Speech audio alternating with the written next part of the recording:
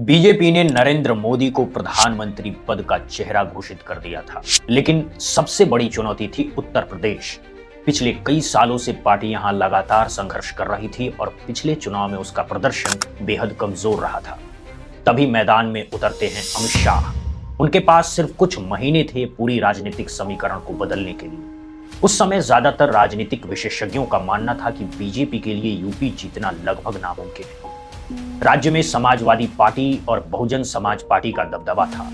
ऊपर से बीजेपी की लोकल लीडरशिप भी कमजोर और बटी हुई मानी जा रही थी। लेकिन अमित शाह ने अलग रास्ता चुना। उन्होंने सीधे जमीन पर उतरकर काम शुरू किया। वो लगातार जिलों का दौरा करते रहे और हर छोटी बड़ी जानकारी को बेहद ध्यान से समझते गए। बूथ लेवल पर कई टीमें बनाई गई। उत्तर प्रदेश के लगभग हर इलाके में संगठन को दोबारा एक्टिव कर दिया। अलग अलग क्षेत्रों के लिए छोटी छोटी मैनेजमेंट कमेटियां तैयार की गई, वोटर्स की लिस्ट तैयार की गई, संपर्क अभियान चलाए गए और कार्यकर्ताओं को घर घर जाकर के लोगों से जुड़ने की जिम्मेदारी दी गई। लेकिन असली गेम उनकी सोशल इंजीनियरिंग में था। अमित शाह अच्छी तरह समझते थे कि यूपी की राजनीति सिर्फ नारों से नहीं बल्कि जातीय समीकरणों से चलती है। उन्होंने अपना पूरा फोकस उन वर्गों पर रखा जो खुद को सत्ता से अलग महसूस कर रहे थे। खास तौर पर अपर कास्ट और नॉन यादव ओबीसी वोटर्स को जोड़ने की रणनीति बनाई गई। उनका संदेश साफ था कि कुछ खास समुदायों को ज्यादा प्राथमिकता दी जा रही है, जबकि बाकी वर्ग खुद को नजरअंदाज महसूस कर रहे हैं। फिर आते हैं पश्चिमी उत्तर प्रदेश के वो इलाके जहां कुछ समय पहले सांप्रदायिक तनाव और हिंसा की घटनाएं हुई थी। वहां का माहौल पहले से ही बेहद संवेदनशील था। बीजेपी ने इसी माहौल में अपने संगठन को और तेजी से मजबूत किया और चुनावी जमीन तैयार करनी शुरू कर दी। बीजेपी की जीत के बाद अमित शाह सिर्फ एक रणनीतिकार नहीं बल्कि पार्टी के सबसे ताकतवर चेहरे बनकर उभरे। उत्तर प्रदेश में मिली ऐतिहासिक सफलता ने उन्हें राष्ट्रीय राजनीति का सबसे बड़ा चुनावी मैनेजर बना दिया। लेकिन अमित शाह की कहानी सिर्फ 2014 की जीत तक सीमित नहीं है। इसकी शुरुआत कई दशक पहले गुजरात के एक छोटे से शहर से हुई थी। 22 अक्टूबर 1964 को गुजरात के मानसा शहर में अमित शाह अनिल चंद्र शाह का जन्म हुआ। उसका परिवार पीवीसी पाइप के बिजनेस से जुड़ा था और आर्थिक रूप से काफी मजबूत माना जाता था। बचपन से ही शाह का झुकाव राष्ट्रीय स्वयंसेवक संघ यानी आरएसएस की तरफ हो गया था। किशोर उम्र में उन्होंने संघ की शाखाओं में जाना शुरू कर दिया। हालांकि उस दौर की उनकी ज्यादा तस्वीरें या सार्वजनिक रिकॉर्ड मौजूद नहीं है। ग्रेजुएशन के बाद उन्होंने बायोकेमिस्ट्री की पढ़ाई पूरी की और फिर अपने पिता के बिजनेस में हाथ बढ़ाया। शांत स्वभाव, कम बोलने की आदत और बिजनेस कम्युनिटी में मजबूत नेटवर्क ने उन्हें जल्दी पहचान ली। इसी दौरान उनका संपर्क गुजरात के कई बड़े कारोबारियों से भी हुआ, जिनमें बाद में बड़े उद्योगपति बने गौतम अडानी का नाम भी शामिल था। फिर साल 1982 में एक ऐसी मुलाकात हुई जिसने भारतीय राजनीति की दिशा बदली। 18 साल के अमित शाह की मुलाकात नरेंद्र मोदी से हुई। उस समय मोदी आरएसएस के प्रचारक थे और गुजरात के कई जिलों की जिम्मेदारी संभाल रहे थे। इस मुलाकात की ज्यादा जानकारी कभी सामने नहीं आई, लेकिन इतना जरूर साफ था कि दोनों ने एक दूसरे में कुछ खास देखा। मोदी को एक ऐसा व्यक्ति मिला जो संगठन की मशीनरी संभाल सकता था और शाह को ऐसा नेता मिला जिसके साथ वो लंबी राजनीतिक यात्रा तय कर सकते थे। इसके बाद अमित शाह ने बीजेपी के छात्र संगठन से जुड़कर सक्रिय राजनीति की शुरुआत की। 1986 तक वो पार्टी के फुल टाइम सदस्य बन चुके थे। नरेंद्र मोदी जहां जहां संगठन में आगे बढ़ते गए, अमित शाह भी उनके साथ कदम से कदम मिलाकर चलते रहे। अगले कई सालों तक शाह ने खुद चुनाव लड़ने की बजाय पर्दे के पीछे रहकर संगठन मजबूत करने पर फोकस किया। 1995 में गुजरात में बीजेपी की पहली सरकार बनी। केशुभाई पटेल मुख्यमंत्री बने और नरेंद्र मोदी उनकी टीम का अहम हिस्सा। इसी दौरान मोदी ने अमित शाह को गुजरात स्टेट फाइनेंशियल कॉरपोरेशन का चेयरमैन बनवाया। यहीं से शाह की असली राजनीतिक ट्रेनिंग शुरू हुई। उन्होंने सीखा कि संगठन कैसे चलता है, विरोधियों की पहचान कैसे की जाती है और सत्ता के भीतर रणनीति कैसे बनाई जाती है। पर्दे के पीछे रहकर काम करना उनकी सबसे बड़ी ताकत बन गया। 2001 में नरेंद्र मोदी गुजरात के मुख्यमंत्री बने। इसके बाद अमित शाह का प्रभाव और तेजी से बढ़ने लगा। मोदी और शाह ने मिलकर उन नेताओं को किनारे करना शुरू किया जो उनकी सत्ता को चुनौती दे सकते थे। धीरे धीरे गुजरात बीजेपी की पूरी कमान इस जोड़ी के हाथ में आ गई। फिर आया साल 2002 जब गुजरात दंगों ने पूरे देश को हिलाकर रख दिया। हिंसा के बाद राजनीतिक माहौल पूरी तरह बदल गया था। नरेंद्र मोदी ने पूरे गुजरात में एक बड़े अभियान की शुरुआत की और अमित शाह इस अभियान के सबसे अहम रणनीतिकारों में शामिल थे। दिसंबर 2002 के चुनाव में नरेंद्र मोदी ने बड़ी जीत दर्ज की। यह सिर्फ एक चुनावी जीत नहीं थी, बल्कि मोदी शाह की जोड़ी के राष्ट्रीय राजनीति में उभरने की शुरुआत थी। यहीं से अमित शाह को बीजेपी के अंदर एक ऐसे व्यक्ति के रूप में देखा जाने लगा जो चुनावी गणित, संगठन और रणनीति को बेहद आक्रामक तरीके से इस्तेमाल करना जानता है। 2002 के चुनाव में अमित शाह ने अपनी सीट रिकॉर्ड अंतर से जीती। उनका जीत का मार्जिन नरेंद्र मोदी से भी लगभग दोगुना था। इसके बाद 2007 में उन्होंने अपनी पकड़ और मजबूत कर ली और लगातार चौथी बार विधानसभा पहुंच गए। अब तक ये साफ हो चुका था कि गुजरात बीजेपी में अमित शाह सिर्फ एक नेता नहीं, बल्कि सत्ता का सबसे मजबूत रणनीतिक दिमाग बन चुके हैं। जब नरेंद्र मोदी ने अपनी कैबिनेट बनाई तो अमित शाह को एक दो नहीं, बल्कि पूरे 12 मंत्रालयों की जिम्मेदारी दे दी। इनमें गृह मंत्रालय, कानून और न्याय, जेल परिवहन, नागरिक सुरक्षा, एक्साइज होमगार्ड, ग्राम सड़क, ग्राम रक्षक दल, पुलिस, हाउसिंग और संसदीय कार्य जैसे अहम विभाग शामिल थे। आमतौर पर किसी मंत्री के पास 3 या 4 मंत्रालय होना भी बड़ी बात मानी जाती है, लेकिन शाह के पास 12 विभाग थे। इससे अंदाजा लगाया जा सकता है कि मोदी का उन पर भरोसा कितना गहरा था। कैबिनेट बैठकों में अमित शाह की भूमिका बेहद प्रभावशाली मानी जाती थी। सरकार के भीतर उनकी पकड़ लगातार मजबूत होती जा रही थी और उन्हें गुजरात की राजनीति का दूसरा सबसे ताकतवर चेहरा माना जाने लगा। लेकिन इसी दौर में गुजरात फर्जी एनकाउंटर मामलों को लेकर विवादों में घिर गया। 2002 से 2006 के बीच कई पुलिस अधिकारियों पर कथित फर्जी मुठभेड़ों के आरोप लगे। बाद में सुप्रीम कोर्ट ने इन मामलों की जांच के लिए विशेष निगरानी समिति बनाई। 2010 में सीबीआई ने अमित शाह के खिलाफ गंभीर आरोपों के तहत मामला दर्ज किया। एजेंसी का दावा था कि कुछ पुलिस अधिकारी उनके निर्देशों पर काम कर रहे थे। इस मामले में शाह को गिरफ्तार कर साबरमती जेल भेजा गया। करीब 3 महीने बाद उन्हें जमानत मिली, लेकिन अदालत ने शर्त रखी कि ट्रायल पूरा होने तक वो गुजरात से बाहर रहेंगे। ये अमित शाह के राजनीतिक जीवन का सबसे कठिन दौर माना गया। जो व्यक्ति गुजरात की सत्ता के केंद्र में था, वो अचानक राज्य से बाहर कर दिया गया। कई लोगों को लगा कि उनका राजनीतिक करियर अब खत्म हो जाएगा, लेकिन यहीं से अमित शाह ने अपनी सबसे बड़ी वापसी की तैयारी शुरू की।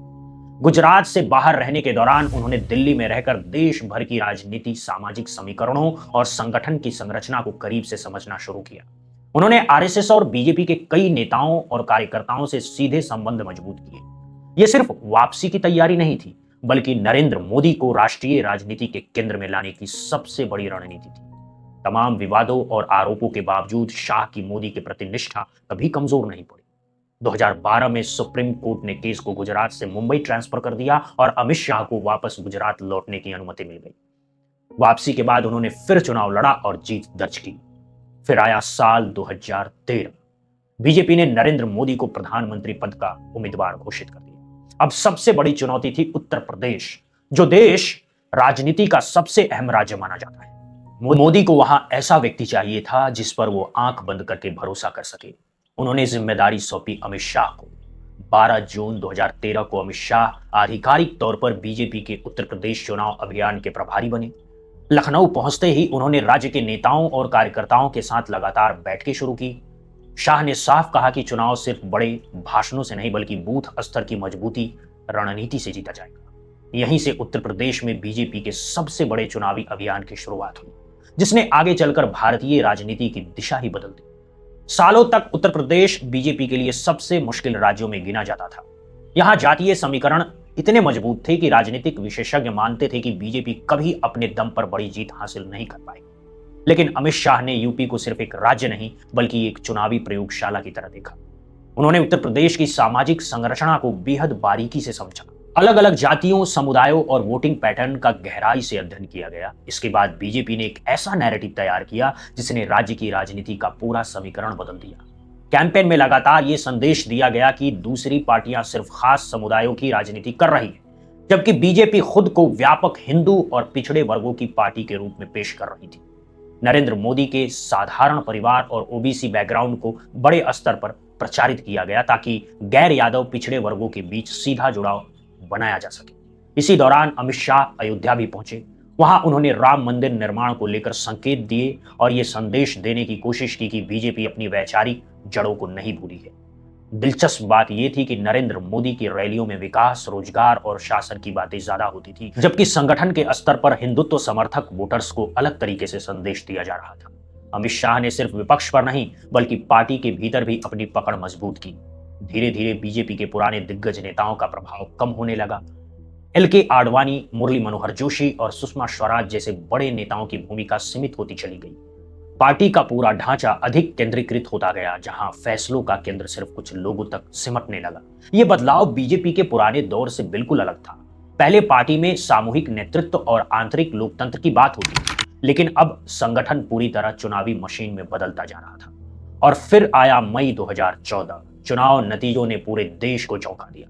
बीजेपी ने उत्तर प्रदेश की 80 में से 71 सीटें जीत ली। सहयोगी दल के साथ ये आंकड़ा 73 तक पहुंच गया।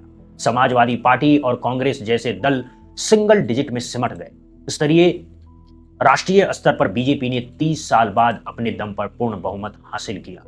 नरेंद्र मोदी प्रधानमंत्री बने और अमित शाह को बीजेपी का राष्ट्रीय अध्यक्ष बना दिया गया। ये वही अमित शाह थे जिनके खिलाफ कुछ साल पहले गंभीर आरोपों के मामले चल रहे थे, लेकिन अब वो देश की सबसे बड़ी राजनीतिक पार्टी के सबसे ताकतवर संगठनात्मक चेहरे बन चुके थे। कुछ समय बाद अदालत में उनके खिलाफ चल रहे मामलों में राहत मिली और अमित शाह पूरी तरह सक्रिय राजनीति में लौट आए।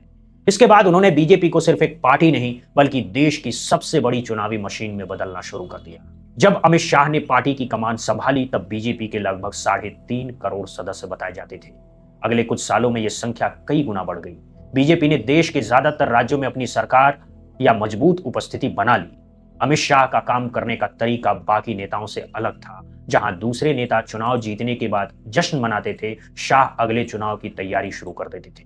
उन्होंने संगठन का पूरा फोकस बूथ स्तर तक पहुंचा दिया। देश भर में लाखों पोलिंग बूथों पर छोटी छोटी टीमों का नेटवर्क बनाया गया।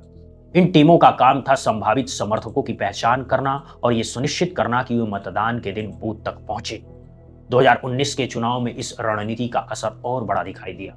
बीजेपी ने पहले से भी बड़ी जीत दर्ज की और अमित शाह देश के गृह मंत्री बनाए गए, लेकिन शाह की राजनीति सिर्फ संगठन तक सीमित नहीं रही। उन पर यह आरोप भी लगते रहे कि उन्होंने विपक्षी दलों के कई प्रभावशाली नेताओं को बीजेपी में शामिल करने की रणनीति अपनाई। राजनीतिक विश्लेषकों के अनुसार इससे विपक्षी दलों का मनोबल कमजोर हुआ और बीजेपी की पकड़ और मजबूत होती चली गई। इसी दौर में चुनावी फंडिंग को लेकर इलेक्टोरल बॉन्ड योजना भी चर्चा में आई। सरकार ने इसे पारदर्शिता की दिशा में कदम बताया, जबकि आलोचकों ने इसे राजनीतिक फंडिंग को गुप्त बनाने वाला सिस्टम कहा। बाद में सुप्रीम कोर्ट ने इस योजना को असंवैधानिक घोषित कर दिया, लेकिन तब तक राजनीतिक तस्वीर पूरी तरह बदल चुकी थी। चुनावी बॉन्ड योजना को लेकर बाद में कई सवाल उठे। जब सुप्रीम कोर्ट ने डोनर्स की जानकारी सार्वजनिक करने का आदेश दिया, तब सामने आया कि बड़ी संख्या में चंदा देने वाली कंपनियों ने सरकारी एजेंसियों की कार्रवाई के तुरंत बाद राजनीतिक फंडिंग की थी। विपक्ष ने इसे लेकर गंभीर आरोप लगाए और कहा कि यह व्यवस्था सत्ता और फंडिंग के बीच असंतुलन पैदा कर रही है। वहीं सरकार ने हमेशा कहा कि यह व्यवस्था पारदर्शिता बढ़ाने के लिए लाई गई थी। गृह मंत्री बनने के बाद अमित शाह देश की कई बड़ी और विवादित नीतियों के केंद्र में दिखाई दिए। पद संभालने के कुछ ही समय बाद उन्होंने संसद में आर्टिकल 370 हटाने का प्रस्ताव पेश किया। यह फैसला बेहद गोपनीय तरीके से तैयार किया गया था। घोषणा के तुरंत बाद जम्मू कश्मीर में बड़े पैमाने पर सुरक्षा व्यवस्था लागू की गई। इंटरनेट और संचार सेवाओं पर रोक लगाई गई और भारी संख्या में सुरक्षा बलों की तैनाती की गई। सरकार ने इसे राष्ट्रीय एकीकरण की दिशा में ऐतिहासिक कदम बताया, जबकि आलोचकों ने नागरिक स्वतंत्रताओं को लेकर के चिंता जताई। इसके बाद राष्ट्रीय नागरिक रजिस्टर यानी एनआरसी और नागरिकता संशोधन कानून यानी सीएए को लेकर भी देश भर में बहस छिड़ गई। सरकार का कहना था कि ये कानून पड़ोसी देशों से धार्मिक उत्पीड़न झेलकर आए अल्पसंख्यकों को राहत देने के लिए है। वहीं विरोध करने वालों ने आरोप लगाया कि इससे देश में धार्मिक आधार पर भेदभाव की आशंका बढ़ सकती है। इन सभी फैसलों ने यह साफ कर दिया कि अमित शाह सिर्फ संगठन के रणनीतिकार नहीं बल्कि सरकार की सबसे प्रभावशाली नीतियों के प्रमुख चेहरों में शामिल हो चुके हैं। 2025 तक वो देश के सबसे लंबे समय तक सेवा देने वाले गृह मंत्रियों में गिने जाने लगे। उनका प्रभाव सिर्फ आंतरिक सुरक्षा तक सीमित नहीं रहा, राजनीतिक नियुक्तियों, संगठनात्मक फैसलों और पार्टी रणनीतियों में भी उनकी भूमिका बेहद अहम माने जाने लगी। बीजेपी और सरकार के भीतर यह धारणा मजबूत हो चुकी थी कि नरेंद्र मोदी और अमित शाह की जोड़ी ही सत्ता के सबसे बड़े फैसलों का केंद्र है। जब भी बड़े राजनीतिक निर्णय लिए जाते हैं, इन दोनों नामों का जिक्र सबसे पहले होता है। और दिलचस्प बात यह रही कि अमित शाह ने कभी खुद को प्रधानमंत्री पद का दावेदार बनाने की कोशिश नहीं की। उन्होंने हमेशा नरेंद्र मोदी के सबसे भरोसेमंद सहयोगी की भूमिका निभाई। जब उनसे मोदी के साथ उनके व्यक्तिगत रिश्तों के बारे में पूछा जाता है तो वो अक्सर ज्यादा खुलकर बात नहीं करते, लेकिन राजनीति को करीब से देखने वाले मानते हैं कि पिछले कई दशकों में भारतीय राजनीति में शायद ही कोई ऐसी जोड़ी रही हो जिसने संगठन और सत्ता दोनों पर इतना मजबूत नियंत्रण बनाया हो। अमित शाह की सबसे बड़ी ताकत यही मानी जाती है कि उन्होंने खुद को हमेशा पर्दे के पीछे रहने वाले रणनीतिकार के रूप में पेश किया। मोदी जहां जनता के बीच सबसे बड़े चेहरे बने, वहीं शाह संगठन, चुनाव और सत्ता के गणित को संभालते रहे। अगर नरेंद्र मोदी इस राजनीतिक कहानी का चेहरा थे तो अमित शाह उस पूरी मशीनरी के सबसे अहम संचालक बनकर उभरे जिसने भारतीय राजनीति की दिशा बदली।